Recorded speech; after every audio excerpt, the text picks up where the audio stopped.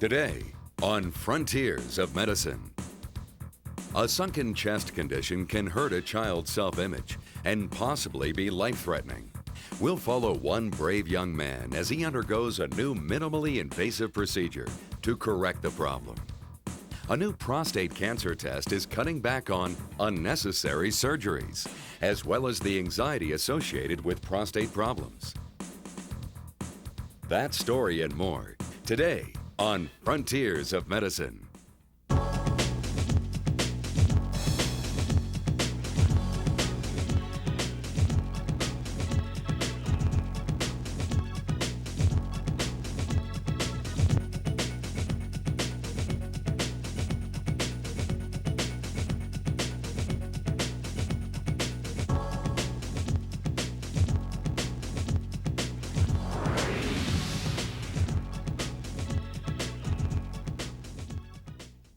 Funding for this program is provided by the Medtronic Foundation, celebrating Medtronic's 50 years of pioneering therapies that restore health, extend life, and alleviate pain.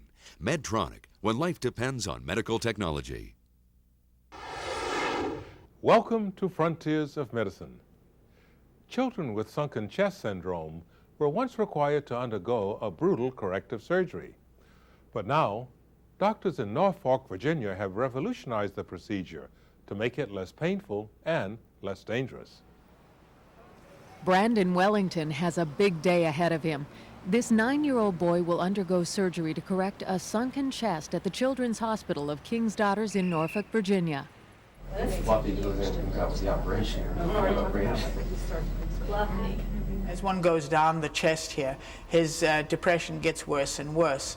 And he has an unusual situation in that the deepest point of the depression is actually below the breastbone, and his liver is almost divided into two parts because of that. Now he does have heart compression over here. Here his heart, instead of being round, is flattened out and it's been moved over. I think the neurologist noticed it when he was an infant. It started out not severe, and he's one of the children that as he grows older, it becomes more and more pronounced. Brandon's a strong little boy. He's real smart, and this was going to help him out quite a bit. Give him an edge. As one goes down the chest, Dr. Donald Nuss will perform the surgery, which he invented. And we're just going to take this down. Okay. All right, just take it right off. Here's an example of what the bar looks like. That would fit very nicely across the person's chest. It's just a little too small for me. And it's got a nice smooth curve on it, as you can see. And then we slide it in like this, and then once it's in position, we have instruments that will turn it over for us. And then once it's turned over, we suture it to the chest wall on each side. And also to help stabilize it, we apply one of these stabilizers. Brandon, I need you to sit up straight. I just want to measure your chest, okay?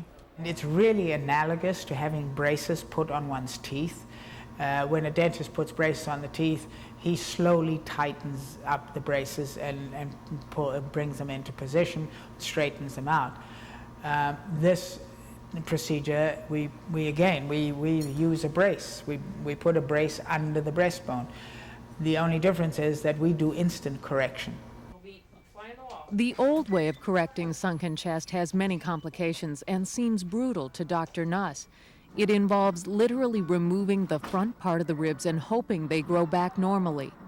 Sometimes it worked well, and sometimes it didn't work at all. The bones would not regenerate, and in those cases it was catastrophic because their chest would literally cave in. The pediatrician and I had discussed it, I think when Brandon was about 4 years old, and I agreed it was not a procedure to put a child through. When Dr. Nuss created the new procedure where you don't break anything, and I saw the blood loss goes from moderate to minimal, it was very exciting. So you want your mouth to smell like watermelon. Okay. So you'll smell watermelon, you'll rest for a while, and then when you open your eyes, your surgery's done. Okay? After playing in the kid-friendly waiting room at King's Daughters, Brandon and Fluffy head to the operating room. Thank you. Mom and Dad, meanwhile, wait for word on his condition. Then to have the sunken chest, it's like he's running at 75% efficiency, and now to have the rod in the pectus corrected, he gets a chance to see what his full potential is with his body. I think I'm going to grab a muffin and then be ready for hear how the results are. Well, I expect he'll go very well. He's the right age. We like him to be between 6 and 12 years of age. And the ribs are part bone and part cartilage. And the cartilage has a lot of malleability, especially at this age. Dr. Nuss guides a tiny camera to the location of the depression. And there the dissector has just gone into the chest. Now I turn the dissector over, and now I'm approaching the area where it's so depressed. And I'm going to elevate it. Brandon's sunken pectus was even more severe than expected. It was essentially at a right angle, headed straight for his heart. He's a challenging case because his depression is so deep. Trying to get the sternum out of the way, and you can see the heart on the other side. Then he slides in the bar upside down. Now we're getting ready to turn the bar over. I think, let's go this way. Okay, slowly. Now we've got two. Okay, just give me a Kelly, please.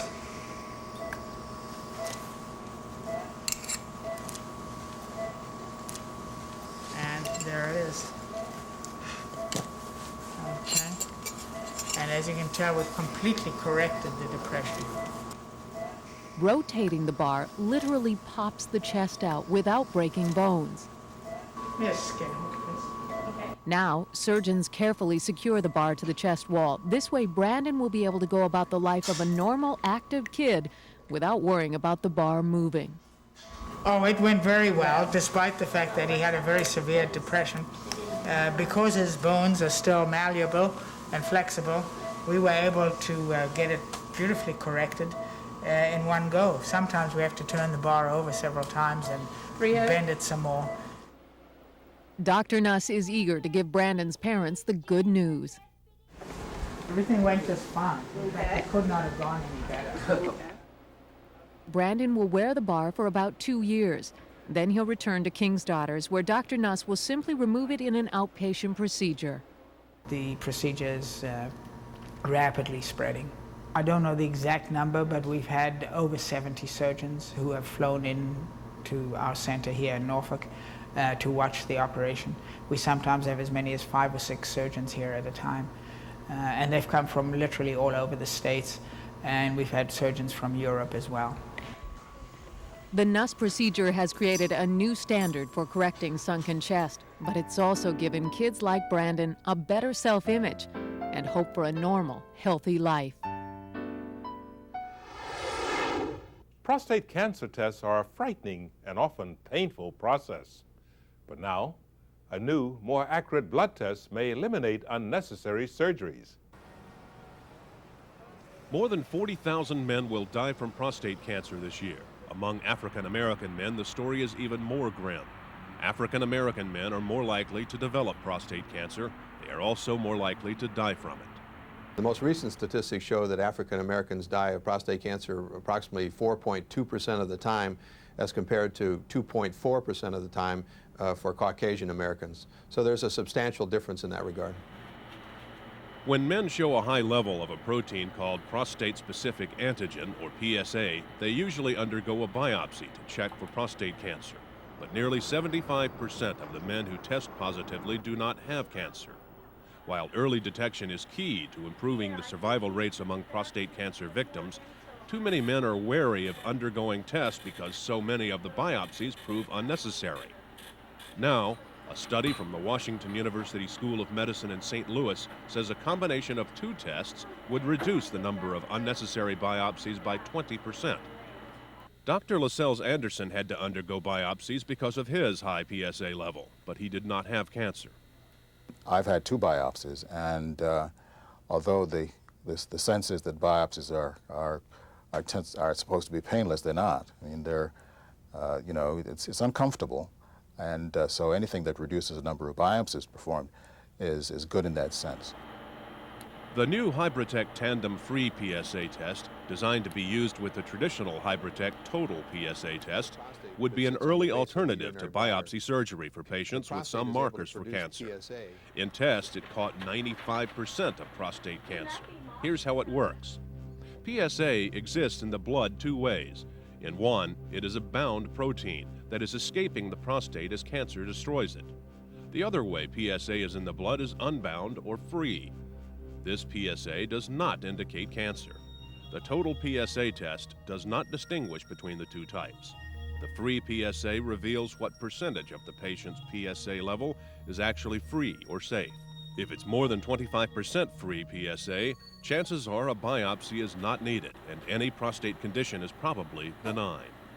I believe that the Hybratech Free PSA test is a breakthrough because it does reduce the fear that men will normally have of going in for examinations knowing that the number of biopsies will be substantially reduced.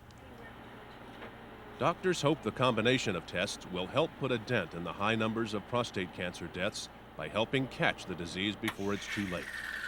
I believe that the Hybratech Free PSA test will help us detect patients with prostate cancer at an earlier stage of disease because it will take away some of the stigmata of the unnecessary biopsies that are associated with the use of the total PSA alone. My one recommendation to African American men over the age of 40 would be to not put off going to the doctor for regular PSA testing. I have found that it's been very, very useful in my case and has resulted in a substantial lowering of my anxiety and fears about the existence of prostate cancer. The Hybratech Tandem Free PSA test was recently approved by the Food and Drug Administration and is now available in major laboratories.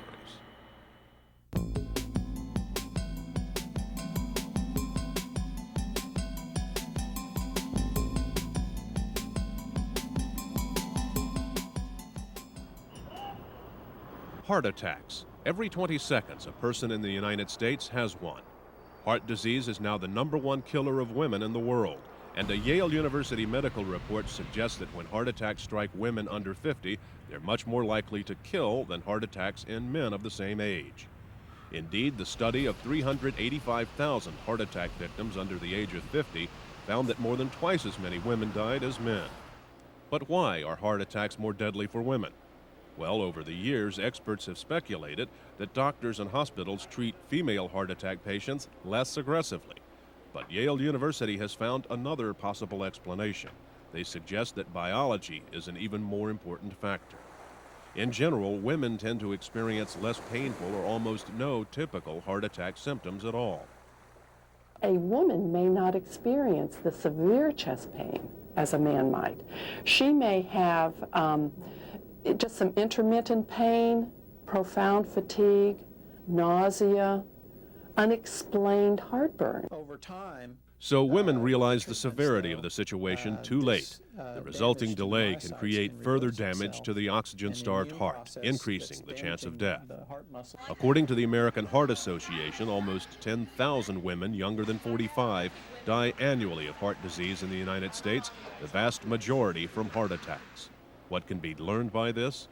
Even if you're a young woman and the chest pains are not overwhelming, check with your doctor right away.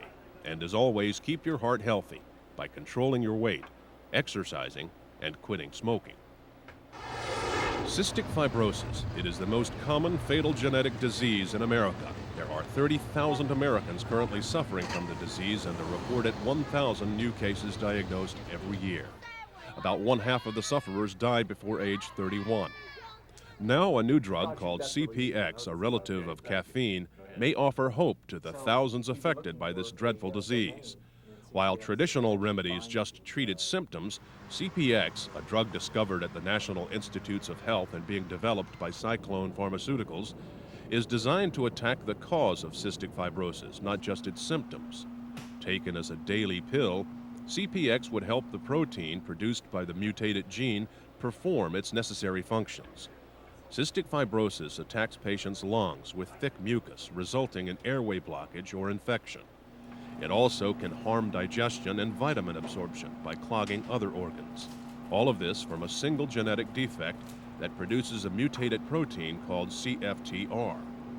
The CFTR protein is responsible for chloride movement across cell membranes in the lungs and other organs. When the gene is mutated, the essential transport of chloride is blocked, causing a change in the salt and water content of the surface of these organs.